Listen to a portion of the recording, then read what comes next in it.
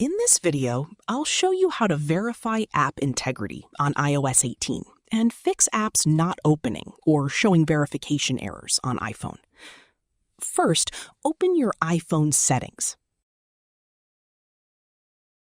Tap on Apps. Scroll down and tap on Safari. Now go to Advanced, then tap on Website Data. Here, tap Remove All Website Data to clear any stored data that may be causing the issue. Next, go back to Settings and open General. Tap on Software Update and make sure your iPhone is running the latest iOS version. Updating your device can fix many app verification problems.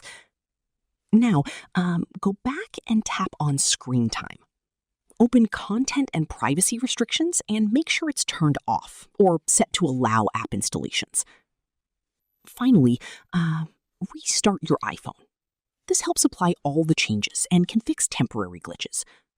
So yeah, that's how you can fix app integrity verification issues on iOS 18 quickly and easily.